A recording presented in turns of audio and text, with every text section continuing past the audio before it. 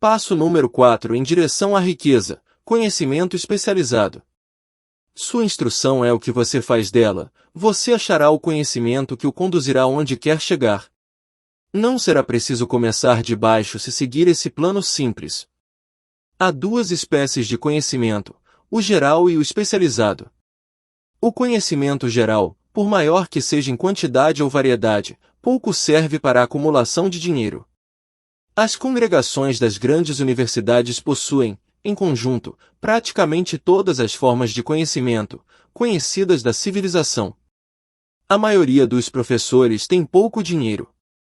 Especializam-se em ensinar conhecimentos, mas não se especializam na organização ou no uso do conhecimento. O conhecimento não atrai dinheiro, a não ser que seja organizado e inteligentemente dirigido, através de planos de ação práticos, com o objetivo definido de acumular dinheiro. A falta de compreensão desse fato tem sido fonte de confusão para milhões de pessoas, que creem, falsamente, que conhecimento é poder. Nada disso. Conhecimento é apenas poder em potencial. Só se torna poder se for, e quando for organizado em planos de ação definidos e dirigidos a um fim definido. Esse elo ausente em todos os sistemas de educação pode ser encontrado no fracasso de instituições educacionais em ensinar aos estudantes como organizar e usar o conhecimento, depois de adquiri-lo. Muitos cometem o erro de presumir que porque Henry Ford teve pouca instrução, não era um homem instruído. Os que cometem esse erro não compreendem o significado real da palavra educar. Ela é derivada do latim educo, que significa eduzir, derivar, desenvolver. O homem educado nem sempre é o que tem abundância de conhecimentos gerais ou especializados. O homem educado é o que desenvolveu as faculdades da mente de tal modo, que poderá adquirir o que deseja, ou seu equivalente, sem violar os direitos alheios. Suficientemente ignorante para fazer fortuna.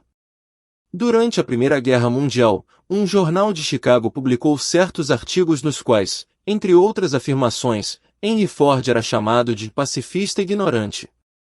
Ford protestou contra as afirmações e processou o jornal por difamação. Em juízo, os advogados do jornal pleitearam uma justificação e chamaram Ford para depor, com o propósito de provar ao júri que ele era ignorante.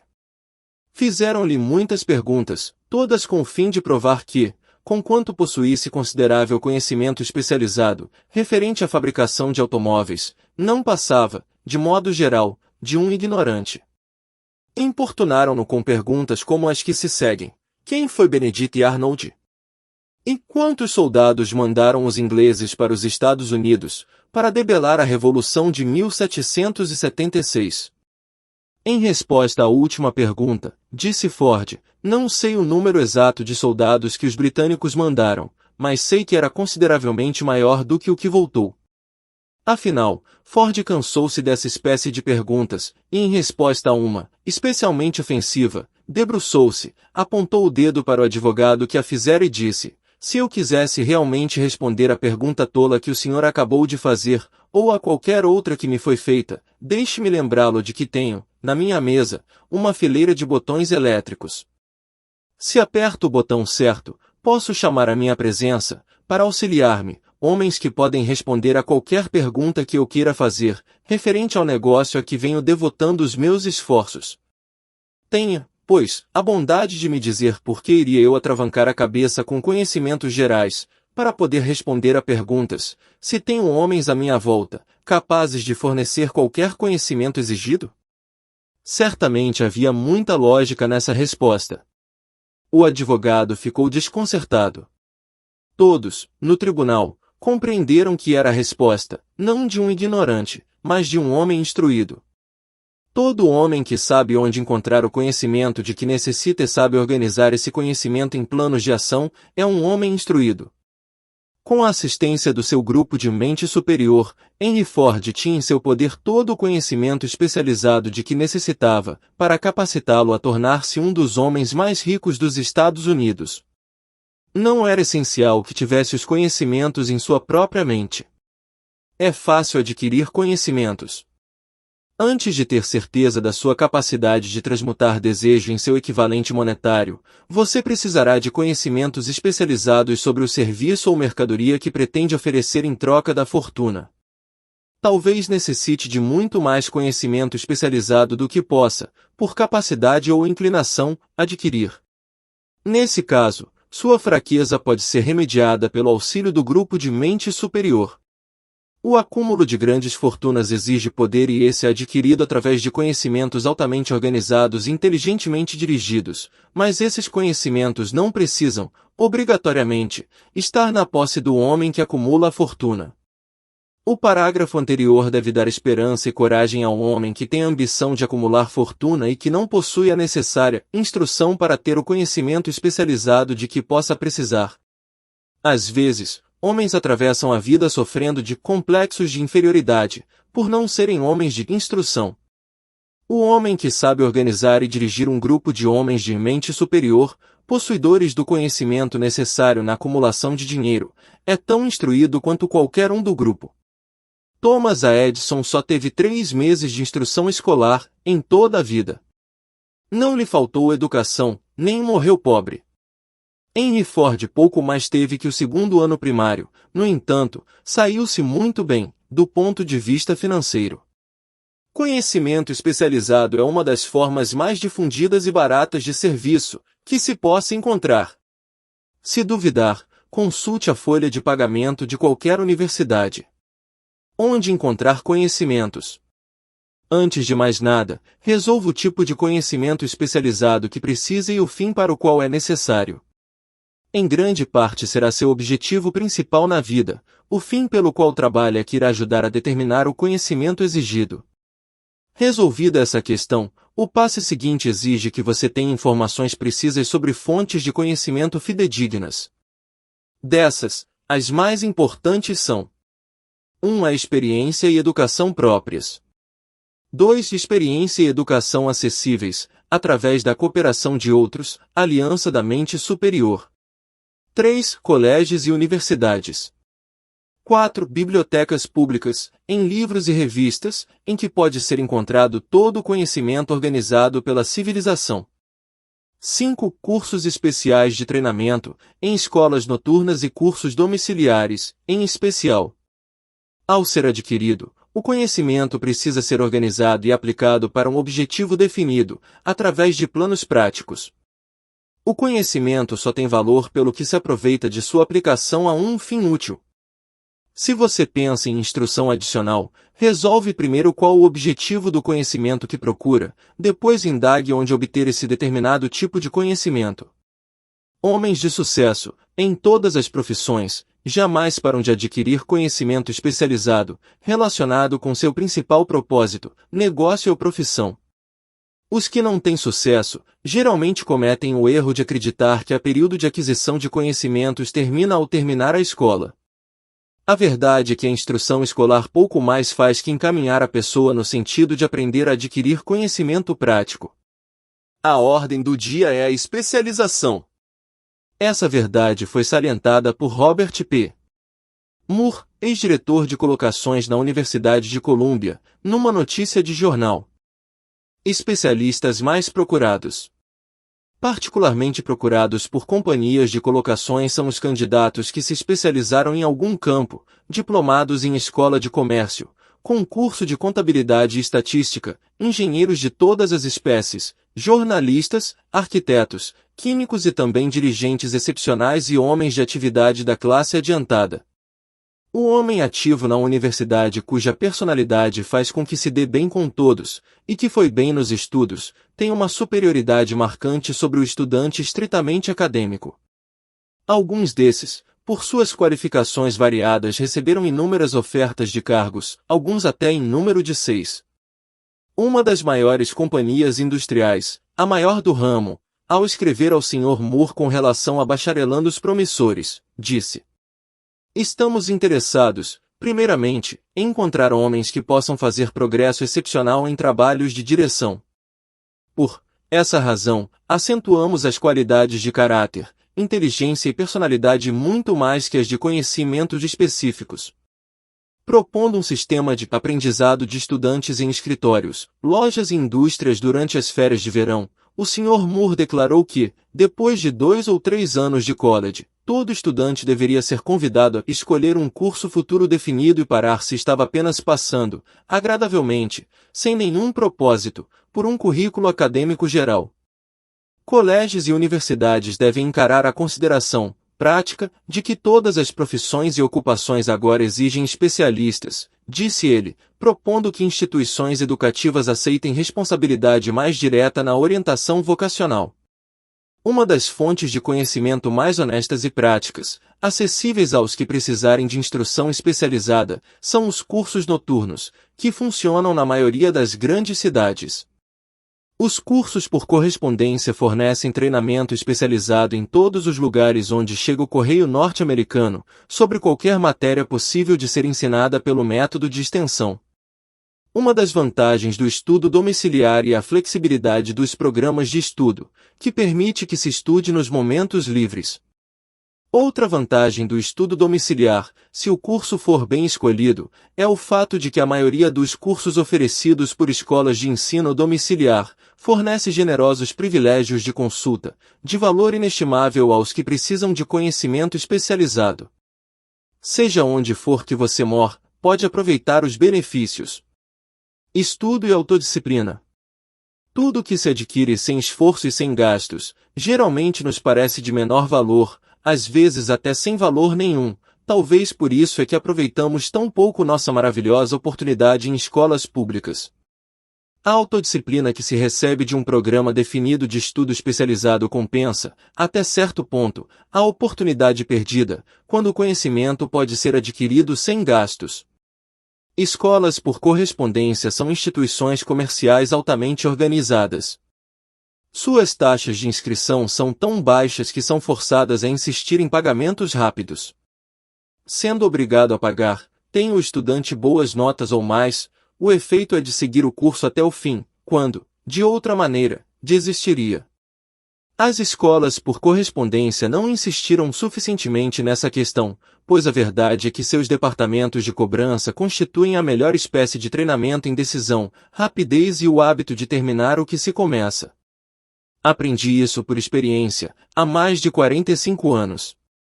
Matriculei-me num curso de propaganda, por correspondência. Após 8 ou 10 lições, parei de estudar, mas a escola não parou de me mandar as contas. Além disso, insistia no pagamento, quer eu continuasse os estudos, quer não. Decidi que, se tivesse de pagar pelo curso, a que me obriguei legalmente, deveria completar as lições, para aproveitar meu dinheiro. Achei, na época, que o sistema de cobrança da escola era bem organizado demais, mas aprendi, mais tarde, na vida, que essa era uma parte valiosa do curso, pela qual nada se cobrou.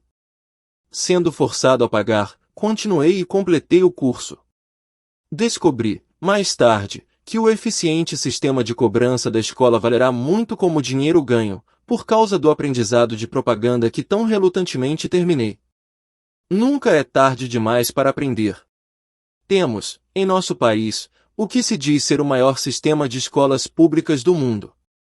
Uma das coisas estranhas a respeito dos seres humanos é que só dão valor ao que tem preço. As escolas gratuitas dos Estados Unidos e as bibliotecas públicas gratuitas não impressionam as pessoas, por serem gratuitas. Essa é a principal razão pela qual tanta gente acha necessário adquirir instrução adicional, depois de deixarem a escola e irem trabalhar. É também uma das razões principais pelas quais os empregadores têm mais consideração para com os empregados que fazem cursos domiciliares. Aprenderam, por experiência própria, que qualquer pessoa que tiver ambição bastante para desistir de parte de seu tempo livre, para estudar em casa, tem em si as qualidades que fazem um líder. Existe uma fraqueza nas pessoas para a qual não há remédio, é a fraqueza universal da falta de ambição. As pessoas, principalmente as assalariadas, que reservam o tempo livre para estudo domiciliar, raramente ficam por baixo, durante muito tempo. Sua ação abre caminho para a ascensão social, remove muitos obstáculos do caminho e conquista o interesse amigo dos que têm o poder de encaminhá-los para a oportunidade. O método do estudo domiciliar de instrução adapta-se, de modo especial, às necessidades dos empregados que acham, depois de deixar a escola, que precisam adquirir conhecimento especializado adicional, mas não dispõem de tempo livre para voltar à escola.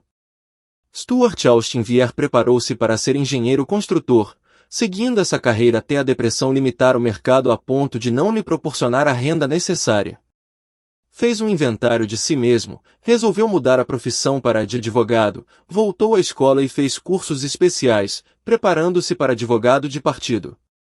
Completado o curso, passou nos exames e logo se impôs na profissão. Para dar informação completa e antecipar os álibis dos que dirão, eu não poderia ir à escola porque tenho família para sustentar, ou estou velho demais, acrescentarei que Vier passava dos 40 anos e se casou ao voltar à escola. Além disso, escolhendo com cuidado cursos altamente especializados em escolas bem aparelhadas para ministrar as matérias que lhe interessavam, completou, em 2 anos, o trabalho que exige, aos demais estudantes de direito, 4 anos. Compensa saber como comprar conhecimentos. Contabilidade sobre rodas. Examinemos um exemplo específico. O vendedor de uma mercearia encontrou-se, de repente, desempregado. Tendo tido experiência anterior como guarda-livros, fez um curso especial de contabilidade, familiarizando-se com os mais modernos equipamentos contabilísticos e de escritório e começou a trabalhar por conta própria. Iniciando com o dono da mercearia para a qual trabalhará antes, fez contratos com mais de 100 pequenos comerciantes, como guarda-livros, por uma quantia mensal modesta. Sua ideia era tão prática, que logo se tornou necessário organizar um escritório portátil, num caminhão de entregas leves, que equipou com as mais modernas máquinas de contabilidade. Agora ele tem uma frota desses escritórios de contabilidade sobre rodas e emprega grande corpo de assistentes, fornecendo aos pequenos comerciantes o melhor serviço de contabilidade que se pode obter por baixo custo. Conhecimento especializado mais imaginação foram os ingredientes usados nesse negócio sem par e de muito sucesso. O ano passado, o dono do negócio pagou imposto de renda 10 vezes superior ao do comerciante para o qual trabalhará, ao perder o emprego. O começo desta empresa comercial de êxito foi uma ideia. Como eu tive o privilégio de fornecer a ideia ao vendedor desempregado, assumo agora o privilégio de sugerir outra, que traz em si a possibilidade de uma renda ainda maior. Essa ideia foi dada pelo vendedor que desistiu de vender e organizou uma firma de contabilidade, numa base atacadista. Quando se sugeriu o plano, como solução ao problema de desemprego, ele exclamou rapidamente: "Gosto da ideia, mas não sei como transformá-la em dinheiro." Em outras palavras, queixou-se de que não saberia como aproveitar, comercialmente, seus conhecimentos de contabilidade, depois que os adquirisse. Isso trouxe à baila outro problema a resolver.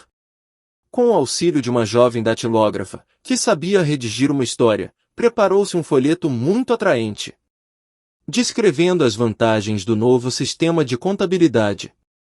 As páginas foram bem datilografadas e coladas num livro de recordes comum, usado como vendedor silencioso, com o qual a história de novo negócio era tão eficientemente contada, que o dono logo se viu às voltas com mais pedidos do que podia vencer. O projeto que criou um emprego. Em nosso país, há milhares de pessoas que precisam dos serviços de um especialista em mercados, capaz de preparar um livrinho atraente, para usar na oferta de serviços pessoais. A ideia aqui descrita nasceu da necessidade, para sanar uma emergência que tinha de ser vencida, mas não parou ao servir uma pessoa só. A moça que criou a ideia tinha imaginação fértil. Vislumbrou a criação de nova profissão, capaz de servir a milhares de pessoas, que precisam de orientação prática a oferecer serviços pessoais. Estimulada pelo sucesso instantâneo do seu primeiro plano preparado para oferecer serviços pessoais, essa mulher enérgica voltou-se, em seguida, para a solução de problema semelhante para o filho, que acabará de terminar os estudos, mas que era totalmente incapaz de arranjar mercados para seus serviços. O plano que arquitetou para ele era o melhor tipo de oferta de serviços pessoais que jamais vi. Quando terminou o livreto, esse continha quase 50 páginas, muito bem datilografadas, de informações bem organizadas, contando das habilidades naturais do filho, sua instrução, experiências pessoais e grande variedade de outros dados, extensos demais para uma descrição. O folheto continha, também, completa descrição da posição que o filho desejava, juntamente com belíssimo quadro de palavras sobre o plano exato que ele usaria ao obter o cargo. O preparo do livrinho exigiu várias semanas de trabalho, durante as quais sua criadora mandava o filho à biblioteca pública, quase diariamente, para procurar dados necessários à oferta de serviços mais vantajosa. Mandou-o também a todos os competidores de seu empregador em perspectiva, deles obtendo informações vitais, referentes aos métodos comerciais, o que era de grande valor na formação do plano que pretendia usar se obtivesse o cargo desejado. Completado o plano, esse continha meia dúzia de ótimas sugestões para o uso e benefício do empregador em perspectiva. Economizou 10 anos de começo. Dá vontade de perguntar, por que ter todo esse trabalho para garantir um emprego? A resposta é, fazer bem uma coisa nunca é trabalho. O plano que essa mulher preparou em benefício do filho ajudou-o a conseguir o emprego que procurava, na primeira entrevista e por um salário por ele mesmo estipulado. Além disso, e isso também é importante, o cargo não exigia que o rapaz começasse de baixo. Começou numa gerência média, com salário de dirigente de empresa. Por que ter todo esse trabalho? Bem, em primeiro lugar, a apresentação planejada da repetição desse jovem cortou nada menos que 10 anos do tempo que teria levado para chegar de onde começara, se tivesse começado de baixo e trabalhado para se elevar. Essa ideia de começar de baixo e subir pelo trabalho pode parecer sólida, mas a principal objeção a ela é a seguinte: gente demais que começa de baixo nunca consegue alçar a cabeça bastante alto para ser vista pela oportunidade, de modo que fica no fundo mesmo. Deve-se lembrar também que a visão que se tem, no fundo, não é muito alegre ou animadora. Tende a matar a ambição. Chamamo-ia de entrar no mecanismo, o que significa que aceitamos nosso destino porque formamos o hábito da rotina diária, hábito esse que, finalmente, se toma tão forte que cessamos a tentativa de exterminá-lo. Essa é outra razão por que compensa começar a 1 ou 2 passos acima do fundo. Fazendo, forma-se o hábito de olhar à volta, de observar outros que sobem, de perceber oportunidades e abraçá-las sem hesitação. O mundo ama os vencedores. Dan Alpin é um esplêndido exemplo do que quero dizer. Em seus dias de estudante de college, era dirigente do famoso time de futebol de Notre Dame, no campeonato de 1930, quando era diretor o falecido Knut Rockne. Alpin terminara os estudos numa época bastante desfavorável, quando a depressão diminuíra muitos empregos. Após uma tentativa em investimentos bancários e fitas de cinema, agarrou a primeira oportunidade para um futuro potencial, que conseguiu encontrar, como vendedor de aparelhos elétricos de surdez, na base de comissões. Qualquer um podia começar nessa espécie de emprego e Alpin sabia-o, mas para ele era o suficiente para abrir as portas da oportunidade.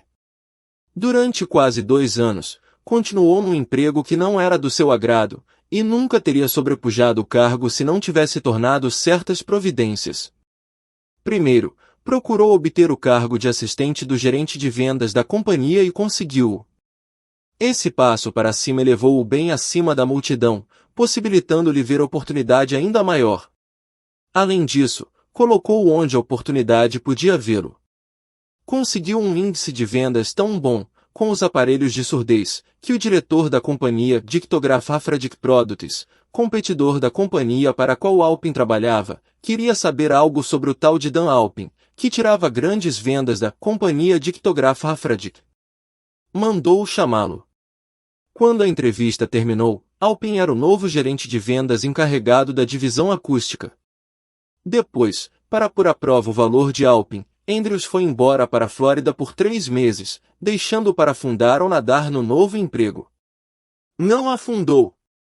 O espírito de Knut Rock, achando que todo mundo ama os vencedores e não tem tempo para os vencidos, inspirou-o a dar tanto ao emprego, que foi eleito vice-presidente da companhia, cargo que muitos se orgulhariam de alcançar em 10 anos de esforço leal. Alpin conseguiu o lugar em pouco menos de 6 meses. Um dos pontos principais que estou tentando salientar, através de toda essa filosofia, é que galgamos altas ou permanecemos no fundo, por causa de condições que podemos controlar, se quisermos controlá-las. Não se demore no fundo.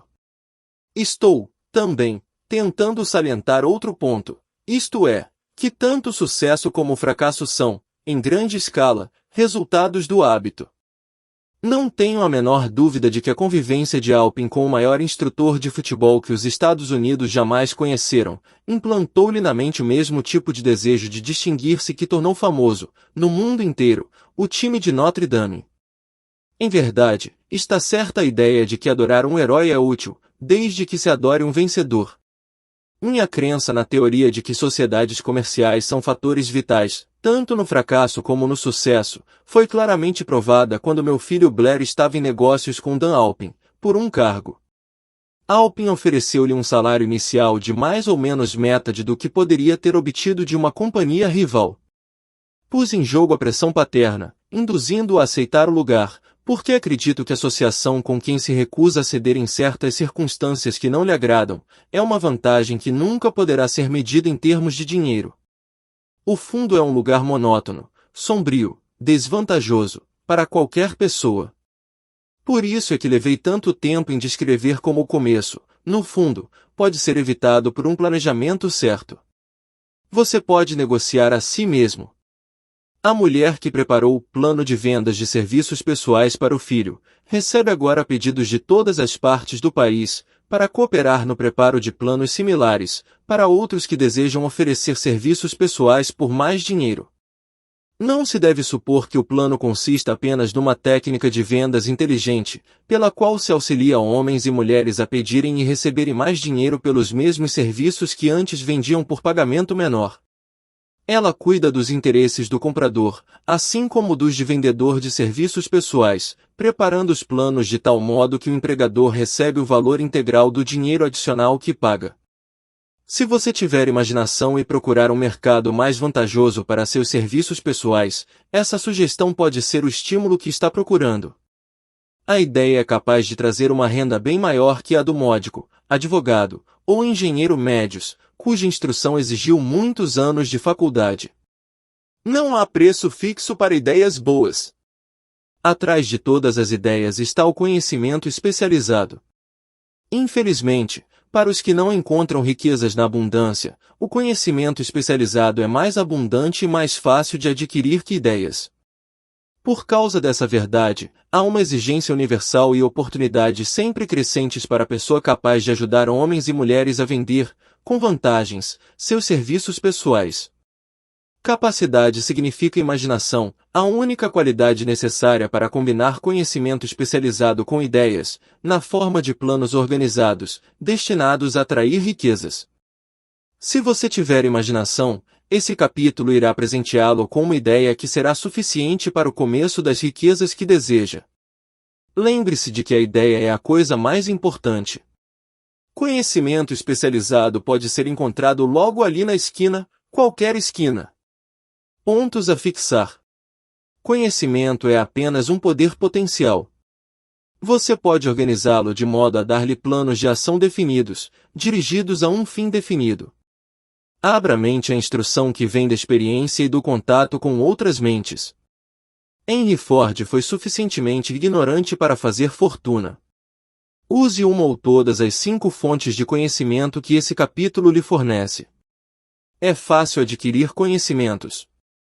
Se você não estiver pronto para vender um produto, pode vender seus serviços ou ideias por muito bom preço. Homens de mais de 60 anos tiveram muito sucesso ao fazê-lo. O plano deu enorme impulso ascensional a milhares de jovens autodisciplinados. O projeto fornecido neste capítulo pode fazê-lo iniciar-se com uma vantagem de 10 anos em qualquer emprego. O conhecimento pavimenta a estrada para a riqueza, quando você sabe qual a estrada tomar. E não se esqueça de deixar o seu like, se inscrever no canal e ativar o sininho das notificações. Obrigado.